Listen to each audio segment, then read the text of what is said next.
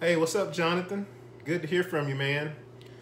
Finally got a chance to reply to your video, and I want to say that I don't know. I think for me, it's fascinating the reason why people, for whatever reason, don't like uh, Batman versus Superman or Justice League.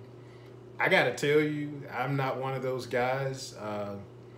Personally, I don't really have a problem with DC. I will admit that maybe some of the choices question me, sometimes with like, why is there a problem with Henry Cavill, in Superman? Why is there even a rumor that, he's gonna be leaving?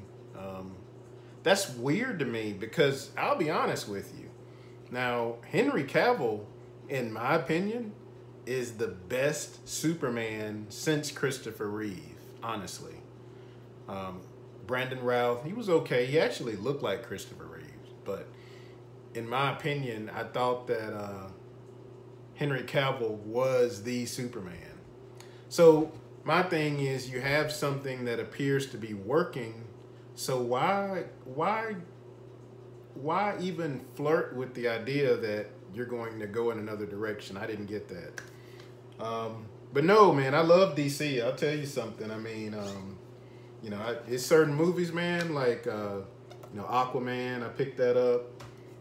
Justice League, let me fix it right.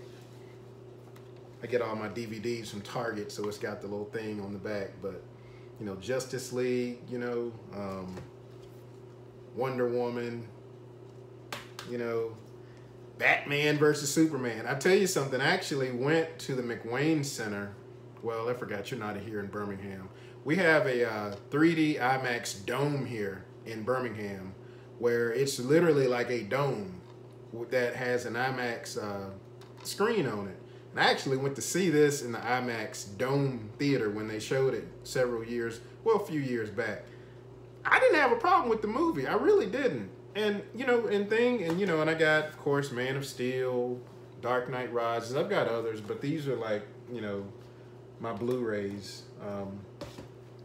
But yeah, I mean, the thing is, it's like, it's fascinating to me why people don't like, those movies, because to me, I don't really have a problem with them. I mean, generally speaking, when I go to a theater, this is how I process things. Because, and I think part of it is my background in graphics and animation and things like that. I'm probably more wild with the eye candy of everything first. So for me, a lot of times I got to see a movie twice, because the first time I'm so enamored by all the visual effects and the animation and the CG, because, I'm really, really passionate about that. So when I saw Batman versus Superman, I came away with it and I said, man, when that movie comes out on Blu-ray, I gotta get it. I have to get that movie. And I got it.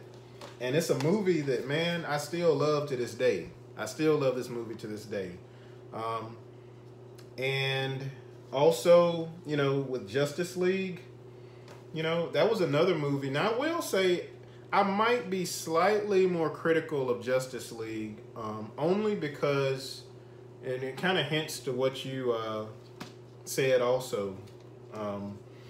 There's two critiques I have about Justice League, but other than that, I will go on the record as saying I think Justice League, in my opinion, was a good movie. My critique about Justice League was, it kind of goes back to the end of Batman versus Superman.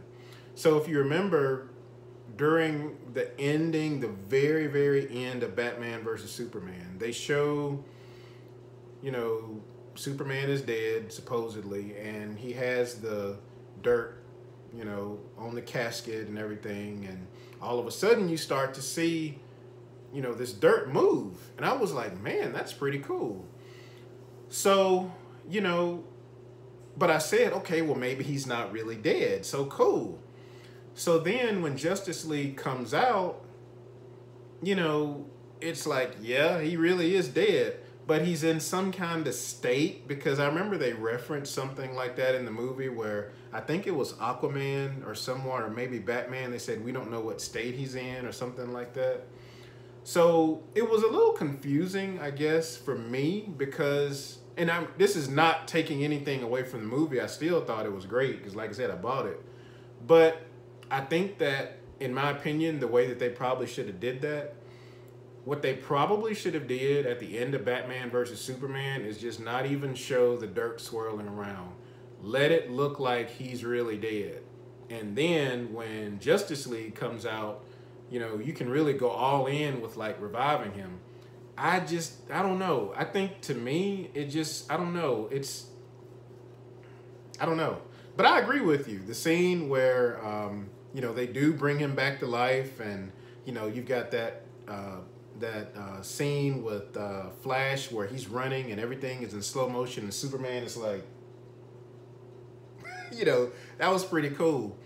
So yeah, that was cool, and I enjoyed that. I'm kind of indifferent on the Flash. I don't really hate or really love the Flash, you know. But getting back to my critiques though. So I just mentioned about, I think there was something that could have been maybe better told with the way that they brought Superman back, tying back to Batman versus Superman. I think they probably should have not turned that dirt at the end. I think they should have just left it the way it was. And then just they should have really left you, kind of like the way they did Avengers Infinity War.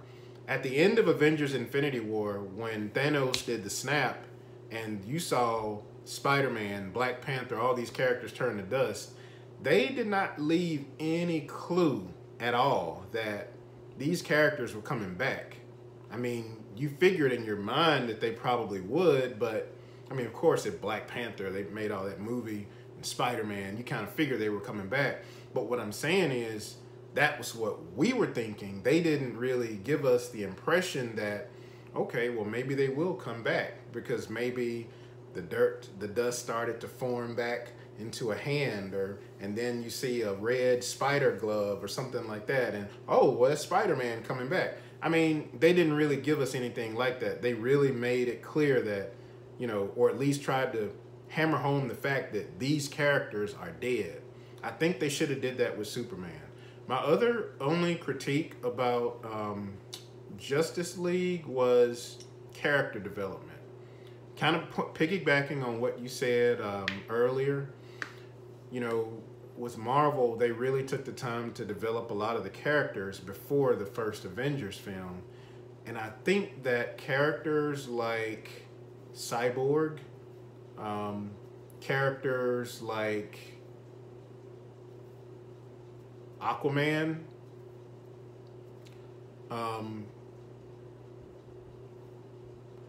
let's see, let me think for a moment. Was Aquaman in Batman versus Superman? I don't think he was. I think it was just Wonder Woman. They may have showed him for a brief moment though, but for the most part it was Batman, Superman, and then later on in the movie they brought in Wonder Woman. But I mean, really with Cyborg, man, you didn't really see him at all. And honestly, I'll be the first to admit to you, I'm not like a super huge, you know, DC or Marvel comic book person. I mean, so as far as some of the history, I never really got into. So for me, when I saw Justice League, that was my first time really seeing these characters of Cyborg. Excuse me, got the hiccups. Characters like Cyborg, characters like, you know, I knew of Aquaman, but I didn't really know his background before this movie. The Flash, of course you knew who the Flash was, but I think that it would have been, you know, really awesome if they could have really spent time developing the characters. Now with, of course, you know, Wonder Woman, Batman, Superman, they did actually have movies before Justice League, so that helped. But other than that, man, those are my only two critiques. I thought the movie was good. I thought the villain was okay. He wasn't probably as memorable as Thanos was, but I thought, you know, yeah, he probably wasn't as memorable as Thanos. But in terms of like a wow effect, in terms of, you know, action and CG and special effects. Yeah, I loved it. I still watch it to this day. But anyway, so when I sent that article on Facebook, it was more of a fascination, just trying to imagine, why do people hate Batman versus Superman and Justice League? I'm going to say something that's probably going to surprise you. I'm almost certain it will. I didn't have a problem with Green Lantern. I mean, to me, you know, I think that Ryan Reynolds is a great actor. When I watched it, you know, I didn't buy that movie. I didn't buy Green Lantern. I think I got a bootleg copy of it, though. But yeah, I mean, I didn't have a problem with it. If it was on TV, if it was nothing on TV on a Saturday and I was just lounging around and it was on TNT or something like that, I'd probably watch it. I did not have a problem with it. Why did I not have a problem with it? Well, I mean, for me, I think that not really knowing a whole lot about the character probably helped. Is probably part of the reason why. I thought it had decent, you know, action sequences in there. Now, I haven't watched it in a while. It's been a few years since I've watched it, but I thought it was an okay movie. I wouldn't put it on the level of like Infinity War, or even, I think Batman versus Superman is probably visually a more probably well done movie. But outside of that, I thought it was okay. I think it takes a lot for me to not like a movie.